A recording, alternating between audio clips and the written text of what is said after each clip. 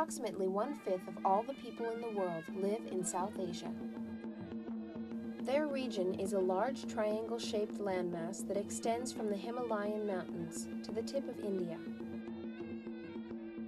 It includes the countries of India, Pakistan, Bangladesh, Nepal, Bhutan, Sri Lanka, and the Maldives. South Asians speak more than 1,000 different languages and practice several different religions. The mixture of cultures found in these countries comes from the region's unique geography and history.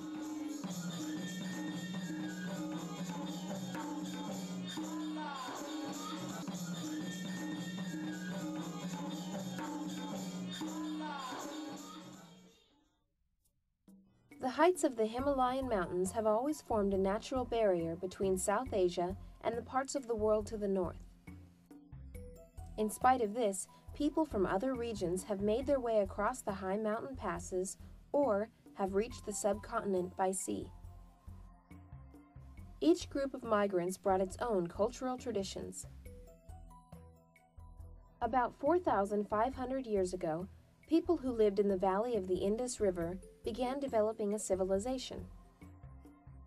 They built cities such as Harappa and Mohenjo-daro and had a written language. There was a class distinction between the nobility and the commoners. We don't know much about their religion, but small figures with elaborate headdresses may have represented mother goddesses. About 1,500 BC, warlike Aryan nomads crossed the mountain passes and conquered the Indus Valley region. These light-skinned Aryan invaders from the north spoke the Sanskrit language. Sanskrit is an Indo-European language related to many of the languages spoken in Europe. Interestingly, the Sanskrit word for war meant a desire for more cows. The Aryans rode horses, herded cattle, and used iron weapons, but when they arrived in India, they had no written language or history of settling down in communities. Their oral traditions praised powerful gods of nature. Later on, these hymns to gods of nature were written down as the Rig Veda. During the Vedic Age between 1500 BC and 500 AD, the Aryans continued their conquests eastward, along the valley of the Ganges River. As they went, they adopted many cultural ideas from the dark-skinned farmers of the region, who were the ancestors of India's Dravidian peoples. Many of the Dravidians moved southward toward the tip of India, where they preserved their languages and traditions. As the Aryans became more settled in India, their beliefs evolved into the Hindu religion. During the period when Hinduism was developing out of ancient Vedic beliefs, the new religion of Buddhism began to emerge in South Asia. Buddhism was founded by a Hindu prince named Siddhartha Gautama. This founder of a great religion is represented in many different ways. According to tradition, Prince Siddhartha was born in 563 BC while his mother was resting under a sacred tree. Buddhists believe that this tree in Lumbini stands at the place where he was born. Lumbini is located on the low southern plains of Nepal, near the border with India. Buddhist pilgrims come here from around the world.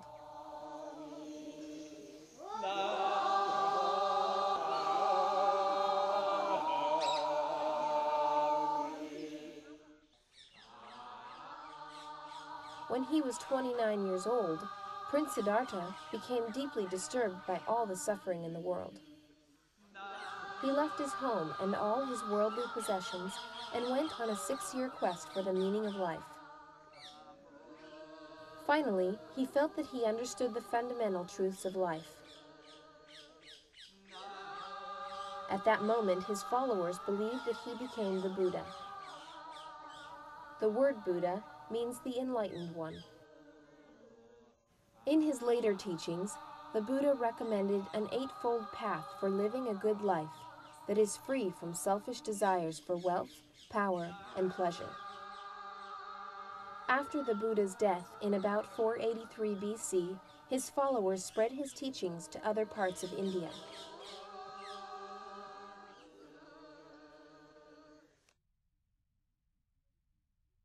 In the 4th century BC, a ruler named Chandragupta Maurya established the Mauryan Empire in northern India by conquering and combining many small kingdoms.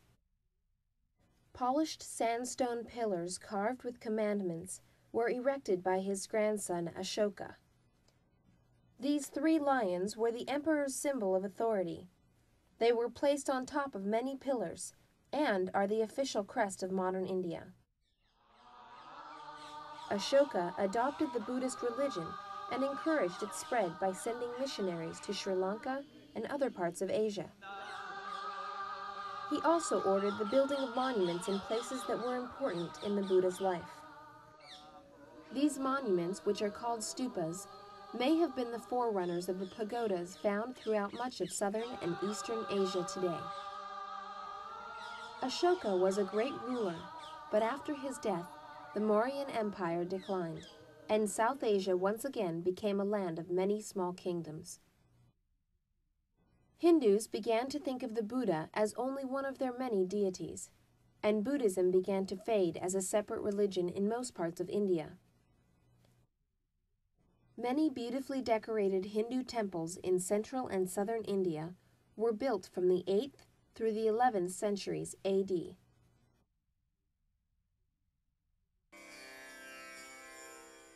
During the same period, Muslim traders and missionaries who practiced the religion of Islam brought new ideas across the Arabian Sea and the deserts of Southwest Asia.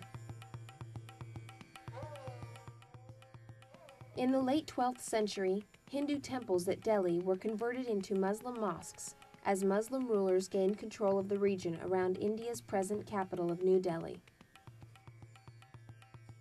Over the years, Muslim rulers built 7 different cities at Delhi.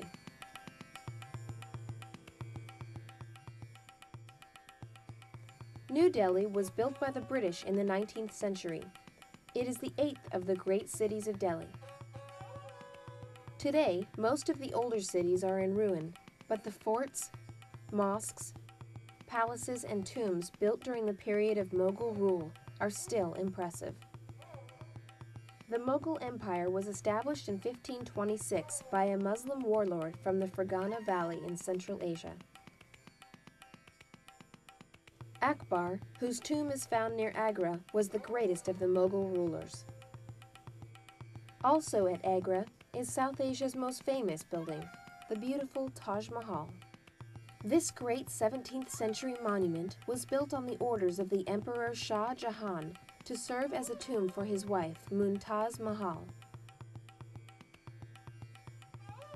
The expensive building programs of later Mughal emperors placed a great tax burden on the region's people. By the late 17th century, the Mughal Empire was in decline and European influence was on the rise. As early as the 16th century, Portugal had built forts and established churches in Goa, on the west coast of India. However, it was the British who eventually took over most of the region and ruled it as part of their widespread colonial empire. The British brought the English language with them, and it is still widely used today. India gained its independence from Great Britain in 1947, mostly due to the work of Mohandas Gandhi and other great nationalistic leaders. Unfortunately, what should have been a time for rejoicing became a time of bloodshed, as bad feelings between Hindus and Muslims led to the splitting of British India into separate Hindu and Muslim countries. India remained predominantly Hindu, although it still has a very large Muslim minority. Pakistan was created as an independent Muslim country and originally had 2 parts, East Pakistan and West Pakistan. In 1971, East Pakistan broke away from the rest of Pakistan to become the new country of Bangladesh.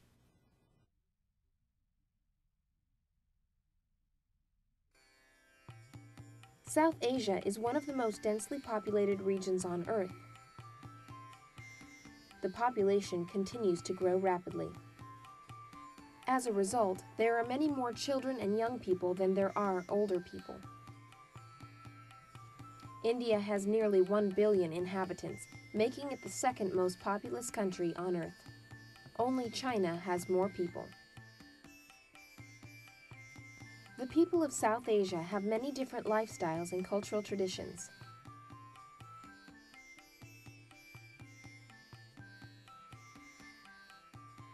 Many people wear colorful garments. Some of their costumes may reflect religious traditions. Many Hindu women wear a sari, which is a silk or cotton cloth draped artfully around the body. Others wear full skirts and large, colorful shawls. Muslim women often wear long pants under a tunic. This dress style is also worn by some Hindu women, especially in cities. A few Hindu and Muslim women cover their faces with a veil when strangers are present, but this is no longer common in towns and cities. Turbans are popular headgear for men in Western India and Pakistan. These long pieces of cloth, wrapped around the head, provide protection from the sun and may also indicate the wearer's social status.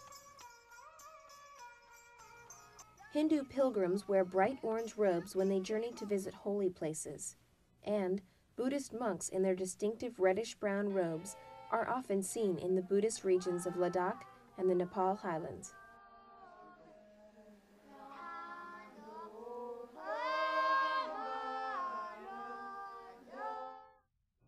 As you can tell from the many styles of dress associated with different faiths, religion is an important part of daily life throughout South Asia. As we have seen, South Asia was the place of origin for two great world religions, Hinduism and Buddhism. Today, Buddhism is the primary religion in the North Indian province of Ladakh, in the Himalayan region of Nepal, and in the island country of Sri Lanka. There are many Buddhist monasteries in these regions. Hinduism is the most widely practiced religion in most of India and Nepal. Hindu temples and roadside shrines honor many different gods that are symbolized by paintings and statues. Among the most important are Brahma, the creator, Vishnu, the preserver, and Shiva, the destroyer and reproducer. Many female goddesses are also honored in Hindu temples. So are animal deities, including the elephant-headed Ganesha. All these deities are believed to be different aspects of a single great world spirit. According to an old Hindu saying, God is one, but wise people know it by many names. Hindus also believe that individual souls are reborn on earth many times until the soul achieves perfection and joins with the one eternal spirit. The route to perfection requires that a person do the duties of the caste or the social group to which he or she was born. At the top of the caste system are the Brahmins. The Brahmins are priests and teachers. Next, and in many ways as powerful, are the Kshatriyas, who were traditionally warriors and rulers. Farmers and merchants come next in rank. They are the Vaisyas. The Vaisyas are followed by the Sudras, who are laborers and workers with handicrafts.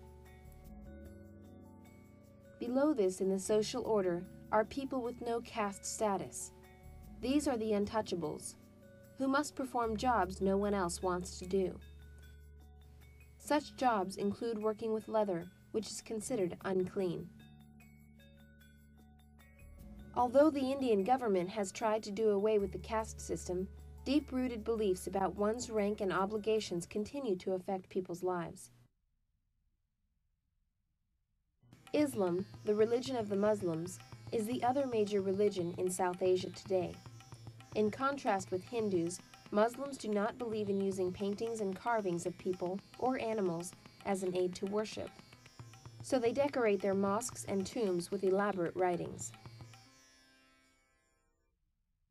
Pakistan and Bangladesh are predominantly Muslim. Carefully wrapped turbans distinguish Sikhs, whose religion combines elements of both Islam and Hinduism. The people who follow the Jain religion try not to harm any living creature. Jews have lived on India's southwest coast for at least 2,000 years. There are also many Christians in southwest India.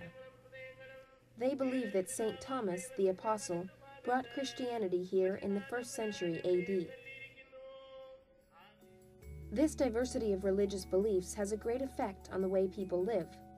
For example, Hindus believe that cows are sacred and must not be killed or eaten.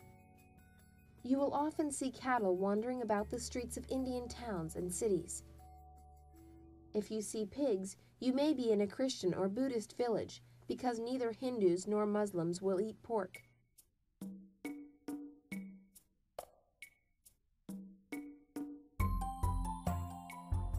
Throughout South Asia, a large majority of the people are farmers.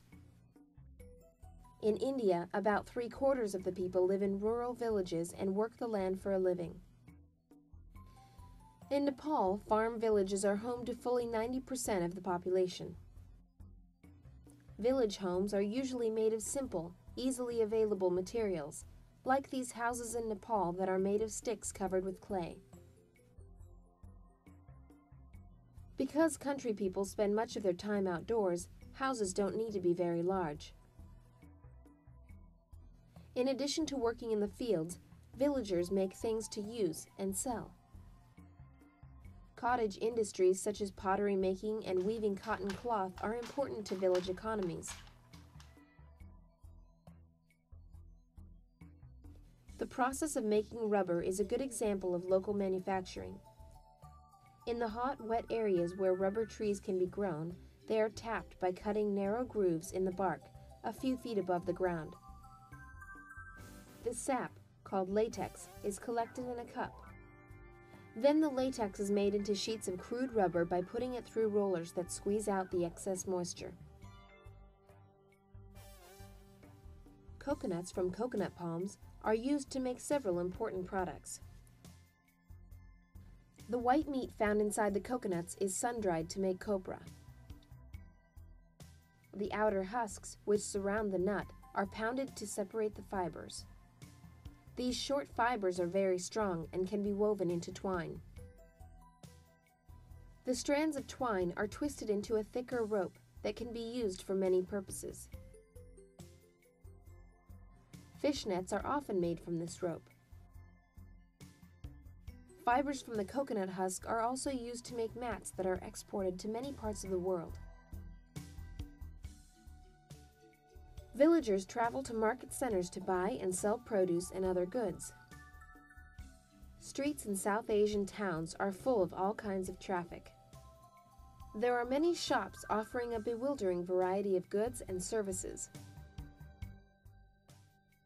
If you're hungry, there is always plenty to eat. Snake charmers and wandering musicians provide open-air entertainment.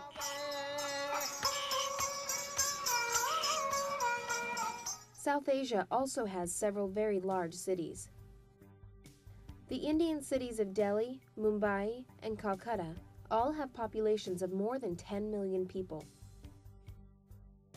Smaller cities, such as Kathmandu, Nepal, are growing rapidly. Major industries and commercial establishments are located in and near the cities. These businesses need skilled workers and provide people with more opportunities for good jobs and education than the small villages.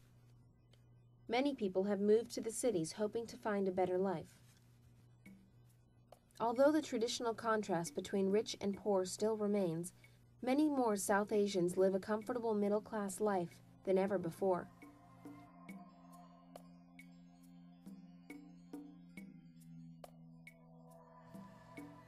The history of South Asia has been shaped by many influences, including the teachings of several of the world's great religions. Many of the most beautiful buildings in South Asia were created as monuments to the Buddhist, Hindu, Islamic, and Christian religions that have been practiced here for hundreds and in some cases, even thousands of years. The dress and food choices of many people still reflect their religious customs and heritage. When the region gained its independence from British rule in the mid-20th century, new countries were created. The largest and most urbanized of these countries is India, but even here a majority of the people live in farm villages and work the land. Many South Asians are still very poor, but village life has been improving thanks to newly developed crops, improved water supplies, and better education and healthcare.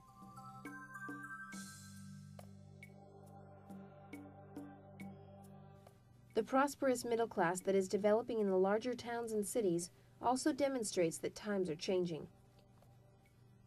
Perhaps the greatest resource of this vast land is its hard-working people who are utilizing their abilities to build a better way of life for themselves and their children.